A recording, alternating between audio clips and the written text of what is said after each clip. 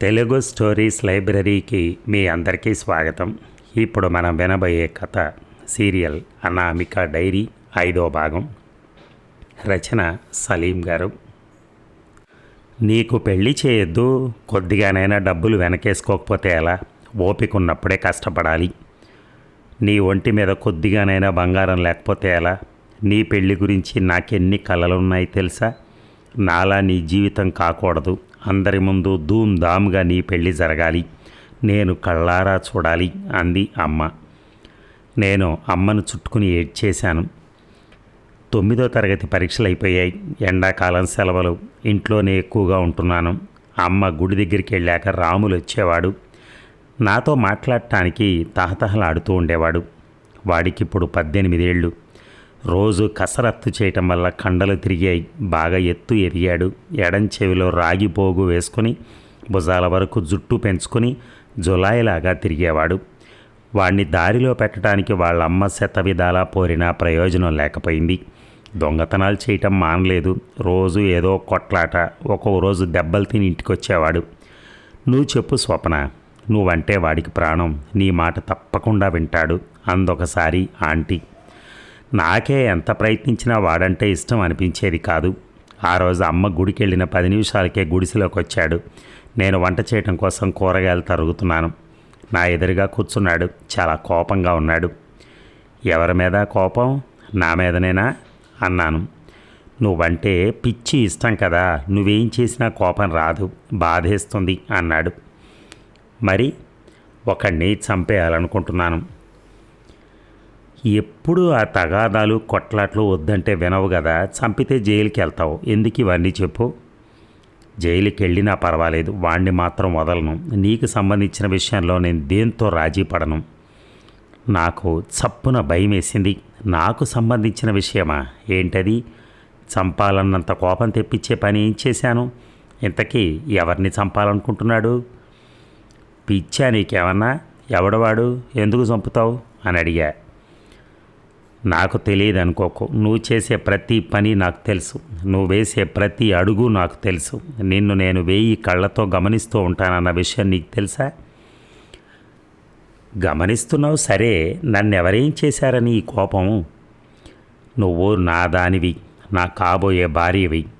నిన్ను పరాయి వాడైనా సరే తాకితే వాడి తల నరికేస్తాను. నేను నవ్వడానికి ప్రయత్నించాను. నవ్వు రాలేదు. నోరు తడారిపోయింది. నాలిక పిడిచగట్టుకుపోయింది. నన్నెవరో ఎందుకు తాకుతారు? ఊరుకుంటానేంటి అన్నాను లేని కోపాన్ని నటిస్తూ. పోయిన ఆదివారం నువ్వు కారెక్కిపోవటం చూశాను అన్నాడు వాడు తల నేలలోకి పాతేస్తూ. నా గుండె జారిపోయింది. కొద్దిసేపటి వరకు ఏం మాట్లాడాలో అర్థం కాలేదు. ధైర్యాన్ని కూడగట్టుకుంటూ, అతను చాలా మంచి అంకుల్, నన్ను చదివిస్తున్నది ఆయనే.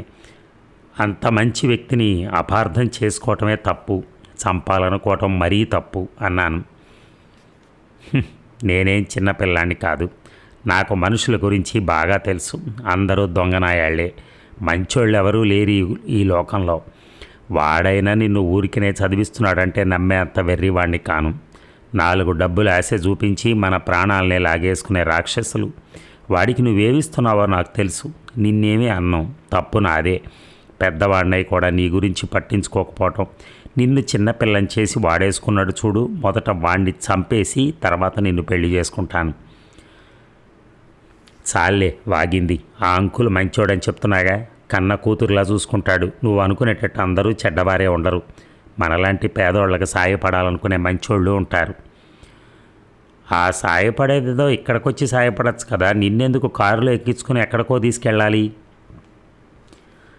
ఎక్కడికి తీసుకెళ్తున్నాడు అనుకుంటున్నావు? వాళ్ళింటికేగా. అక్కడ డిగ్రీ చదువుతున్న అక్క ఉంది, చాలా మంచిది. నువ్వు కారు ఎక్కాక నేను ఆ దినమంతా అక్కడే కాపు కాశాను. సాయంత్రం 5ంటికి మళ్ళీ అక్కడే దింపేసి వెళ్ళాడు. వాళ్ళింటికి వెళ్తే అన్ని గంటలు ఏం చేస్తున్నట్టు? ఈ ప్రశ్న వస్తుందని ముందే అనుకున్నాను. సమాధానం తయారుగా పెట్టుకున్నాను.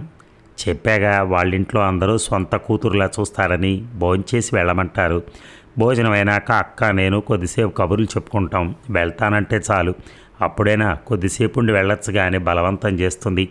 ఆ అక్క అంటే నాకు చాలా ఇష్టం. అందుకే వెళ్తే ఒక పట్టాన తిరిగి రాలేను. రాములు కొద్దిసేపు తల గోక్కున్నాడు. అంతేనంటావా అన్నాడు బేలగా. ముమ్మాటికి అంతే, పిచ్చి పిచ్చి అనుమానాలు పెట్టుకోకు అన్నాను. మనసులో మాత్రం గండం గడిచినందుకు 1000 దేవుళ్లకు దండం పెట్టాను. వాడు కొద్దిసేపు మౌనంగా కూర్చున్నాడు. తర్వాత నా కళ్ళల్లోకి సూటిగా చూస్తూ, సరే నిన్ను నమ్ముతున్నాను, ఏమైనా ఇంకా ఎక్కువ రోజులు ఆగటం మంచిది కాదు, మనం పెళ్లి చేసుకుందాం, దానికి అవసరమైన డబ్బు 1 నెల లోపల ఏదో ఒకటి చేసి సంపాదిస్తాను అన్నాడు. ఏదో ఒకటి అంటే ఏదైనా చేస్తాను, నీకెందుకు? సరే, తర్వాత ఎలా పోషిస్తావు? ఎట్లాగైనా పోషిస్తాను. నాకు తెలిసి ఎట్లా పోషిస్తావో, దొంగతనాలు చేసి, అంతేగా. దొంగ సొమ్ముతో బతికే బతుకు నాకొద్దు. కూలి పని చేస్తాను, సరేనా? కూలోడికి మా అమ్మ నన్ను కట్టబెడుతుందనుకుంటున్నావా? రాములు మళ్ళా తలగొక్కున్నాడు. సరే అయితే, నెల లోపల నా ప్రయత్నాలు ఏవో చేసుకుంటాను, తయారుగా ఉండు, ఇద్దరం లేచిపోదాం అన్నాడు. నేనంటే నీకు ఇష్టమేనా అని ఒక్క మాట అడుగుంటే స్పష్టంగా లేదని చెప్పుండేదాన్ని. నన్ను అడగకుండానే తనంటే నాకు ఇష్టం అని ఫిక్స్ అయిపోయాడు. నేనేదో చెప్పే లోపలే నాకు చాలా పనులున్నాయంటూ లేచి వేగంగా బయటికి వెళ్ళిపోయాడు. శివరావు గారి విషయంలో వాడి అనుమానాన్ని తుంచేసినందుకు నన్ను నేను అభినందించుకున్నాను. లేకపోతే ఏమైనా చేసే రకమే, చంపినా చంపుతాడు. అప్పుడు మాకున్న ఒకే ఒక ఆధారం దూరం అయ్యేది. వాడు జైలుకి వెళ్ళేవాడు. దానివల్ల పక్కింటి ఆంటీకి బాధ మిగిలేది. ఇది జరిగిన 2 వారాల వరకు రాములు నాకు కనిపించలేదు. ఇంటికి కూడా సరిగా రావటం లేదని, ఎవరో స్నేహితుల రూమ్లోనే పడుకుంటున్నాడని ఆంటీ చెప్పింది. శివరావు గారు ఈసారి కబురు పెట్టినప్పుడు నన్ను కారులో ఎక్కించుకునే స్థలాన్ని మార్చమని చెప్పాలనుకున్నాను. ఆయన నుంచి కబురే రాలేదు. ఓ రోజు ఉదయం పక్కింటికి పోలీసులు వచ్చారు. దొంగతనం చేస్తుంటే రాముల్ని పట్టుకున్నారట. పోలీస్ స్టేషన్లో ఉన్నాడు, రమ్మంటే రాములు అమ్మా నాన్నతో పాటు నేను వెళ్ళాను. అక్కడికి వెళ్ళాక తెలిసింది రాములు చేసిన నిర్వాకం ఏమిటో. వాడి 2 స్నేహితులు కలిసి ఒక వ్యాపారి ఇంట్లో దొంగతనానికి వెళ్ళారట. ఆ వ్యాపారి, అతని 3 కొడుకులు తిరగబడ్డారట. రాములు కత్తి తీసి వ్యాపారి పొట్టలో పొడిచాడట. పెద్దగా కేకలు వినిపించడంతో చుట్టుపక్కల వాళ్ళు వచ్చి 3 చావుగొట్టి పోలీసులకు అప్పగించారట. సేట్ని హాస్పిటల్లో జాయిన్ చేశాం. అతను పొరపాటున చచ్చాడా, నీ కొడుక్కి ఉరిశిక్షే అన్నాడు ఎస్ఐ మాలతమ్మత్తతో. రాములు వైపు చూశాను. అప్పటి వరకు తలంచుకుని నిలబడిన వాడల్లా తలెత్తి నా కళ్ళల్లోకి చూస్తూ, నీకోసమే ఇదంతా చేశాను, తొందరగా జైలు నుంచి బయటకు వస్తాను, అప్పటి వరకు నా కోసం ఎదురు చూడు అన్నాడు. మాలతమ్మత్త స్టేషన్ ముందు పొర్లి ఏడ్చింది. ఎన్ని దేవుళ్లకు మొక్కుకుందో సేట్ బతకాలని. 4 రోజుల తర్వాత తెలిసింది సేట్ ప్రాణానికి ముప్పేమీ లేదని. రాములకి 3 ఏళ్లు జైలు శిక్ష విధించారు. వాడు జైలుకి వెళ్ళినందుకు కొద్దిసేపు బాధ అనిపించినా, స్థిమితంగా ఆలోచిస్తే నా ప్రాణానికి ఇప్పుడు హాయిగా అనిపించింది. నన్ను పెళ్లి చేసుకో అని నా వెంట పడేవాడు. ఆ తలనొప్పి తప్పిపోయింది. పత్తేదారులా నా పైన నిఘా పెట్టేవాడు ఎవడు లేడిప్పుడు. శివరావు గారితో గెస్ట్ హౌస్కి వెళ్ళేటప్పుడు ఎవరైనా వెంట పడుతున్నారేమో అన్న భయం లేకుండా వెళ్ళొచ్చు. అయినా రాములు గాడికి బుద్ధి లేదు. అలాంటి జులాయి వెధవని, దొంగతనాలు చేసి బతికే నీచుడిని నేను పెళ్లి చేసుకుంటానని ఎలా అనుకున్నాడు? నా కోసం చేశాట, నేను చేయమన్నానా? వాడేదో రోజు జైలుకి వెళ్ళటం ఖాయమని నాకు తెలుసు. దొంగతనం నేరం మీద వెళ్తాడనుకున్నా, ఏకంగా కత్తిపోటు నేరం చేసి వెళ్ళాడు. కనీసం జైలు జీవితమైనా వాళ్ళలో మార్పు తీసుకొస్తే బాగుండు. వాడి అమ్మా నాన్నకైనా మనశ్శాంతి దొరుకుతుంది. 10వ తరగతి క్లాసులు మొదలయ్యాయి. క్వార్టర్లీ పరీక్షలకు బాగా చదువుతున్నాను. ఆ రోజు స్కూల్ నుంచి ఇంటికి తొందరగా వచ్చాను. అమ్మ లేదు, ఇంకా గుడి దగ్గరే ఉండుంటుంది. అమ్మ వచ్చే లోపల వంట చేద్దామని కూర్చున్నా. అమ్మకి టమాటా పచ్చడి ఇష్టమని పచ్చిమిరపకాయలు బాగా వేసి రోటిలో పచ్చడి నూరాను. అమ్మకి కారంగా తినటం ఇష్టం. నంజుకోవడానికి బంగాళదుంప వేపుడు చేశాను. చీకటి పడింది. అమ్మ రాలేదు. బేరాలు బాగా ఉండుంటాయి. పొయ్యి మీద అన్నం పెట్టాను. అమ్మ వచ్చే లోపల ఉడికిపోతుంది. వేడి అన్నంలో టమాటా పచ్చడి కలుపుకు తింటూ, నా కూతురి చేతిలో అమృతం ఉంది, ఎంత బాగా వండుతుందో అంటూ మురిసిపోతుంది. 7 దాటింది, 8 దాటింది. అమ్మ రాలేదు. తలుపుకు తాళం పెట్టి గుడి దగ్గరికి బయలుదేరాను. మధ్యాహ్నం అనగా వెళ్ళిందమ్మాయి. ఎవరో వచ్చి స్కూటర్ మీద ఎక్కించుకుని వెళ్ళాడు అన్నాడు అతను. ఎవరొచ్చుంటారు? మాకెవరూ బంధువులు లేరే. అమ్మ ఎవరితోనో రేటు మాట్లాడుకుని వెళ్ళుంటుంది. అలా అంతకుముందు చాలాసార్లు వెళ్ళింది, కానీ ఎప్పుడూ రాత్రి 8 దాటి ఉండలేదు. నేను గుడిసెలో ఒంటరిగా ఉంటానని వీలైనంత తొందరగా తెముల్చుకుని వచ్చేస్తుంది. ఉదయం బేరాలకు తప్ప రాత్రిపూట బేరాలకు అస్సలు ఒప్పుకోదు. ఇంటికి తిరిగి వచ్చాను. రాత్రి 10 అయింది. అమ్మ రాలేదు. నాకు భయం వేసి పక్కింటి మాలతమ్మత్తకు విషయం చెప్పాను. అమ్మ చేసే బయటి వ్యాపారం గురించి ఆంటీకి తెలుసు అనుకుంటాను. పని మీద బయటికి వెళ్ళాక తిరిగి రావటం మన ఇష్టం మీద ఉంటుందా చెప్పు? గుంటూరు వెళ్ళిందేమో, తెనాలి వెళ్ళుండొచ్చుగా. బస్సు దొరికి ఉండకపోవచ్చు. కంగారు పడకు, ఉదయానికల్లా ఇంట్లో ఉంటుంది చూడు అంది. గుడిసెలో ఒంటరిగా పడుకున్న అమ్మ కోసం వండిన టమాటా పచ్చడి, బంగాళదుంప వేపుడు తినాలనిపించలేదు. నిద్ర రావటం లేదు. ఆలోచనలు వేట కుక్కల్లా తరుముతూ చిన్న అలికిడైన అమ్మేమో అని తడిక తీసి చూడటం, ముఖం మీద గుప్పున కొట్టిన చీకటికి భయపడి తలుపేసేయటం. రాత్రంతా ఇదే తంతు. మగతగా నిద్ర పడితే పీడకలలు, నన్ను తరుముతూ కుక్కలు. పరిగెత్తుతున్నాను వాటికి అందకుండా. ఎంతెంత పెద్ద నోళ్ళో వాటికి. పళ్ళ బదులు మొలుచుకొచ్చిన కూరలు దొరికితే చాలు చీల్చి చెండాడేయటం ఖాయం. పడిపోయాను. అవి మీదకు దూకాయి. నన్ను కప్పేస్తూ అమ్మ. వాటి నోటి నిండా అమ్మ రక్తం. చప్పున లేచి కూర్చున్నాను. ఎంత రాత్రయిందో తెలియదు. ఆ తర్వాత నిద్ర పట్టలేదు. ఉదయం కావటం ఆలస్యం. తలుపు తీసి అమ్మ కోసం గడపలోనే నిలబడ్డాను. వస్తుందిలే, ఇప్పుడేగా తెల్లారింది, మొదటి బస్సు రావద్దు అంది మార్తమ్మ ఆంటీ. 10 అయినా అమ్మ రాలేదు. పక్కింటి ఆంటీ కూడా కంగారు పడుతోంది. మధ్యాహ్నం 12 దాటాక మాలతమ్మత్త ఆమె భర్త తోడు రాగా పోలీస్ స్టేషన్కి వెళ్ళి కంప్లైంట్ ఇచ్చాను. 1,00,000 ప్రశ్నలు అడిగారు. ఇలా తరచూ రాత్రులు రాకుండా బయట గడుపుతూ ఉంటుందా? ఎవరితోనైనా చనువుగా తిరుగుతూ ఉంటుందా? మగాళ్ళు ఎవరెవరు తరచూ కొట్టుకొస్తూ ఉంటారు. అలాంటివి. అమ్మ ఫోటో అడిగితే నాన్నతో కలిసి తీయించుకున్న ఫోటో ఉంటే ఇచ్చాను. తిరిగి వస్తూ ఉంటే, మొగుడు లేకుండా ఎన్నాళ్ళు ఉంటుంది చెప్పు, వయసులో ఉన్నదా, ఉప్పు కారం తినేవాళ్ళు కదా, ఎవరితోనో లేచిపోయి ఉంటుంది అని వినిపిస్తే తల తిప్పి చూశాను. గుడిసెల్లోని అమ్మలక్కలు ఒక చోట చేరి ముచ్చటించుకుంటున్నారు. మరి పాపం ఈ పిల్ల గతేంగాను, ఏ తల్లైనా ఇలా చేస్తుందా? మరొక ఆవిడ అంది. ఒళ్ళు కొవ్వెక్కితే కూతురు ఏమిటి, మొగుడేమిటి, ఎవరూ కళ్ళకు కనిపించరు, ఉంచుకున్నోడు తప్ప అంటూ ఎవరో సమాధానం ఇచ్చారు.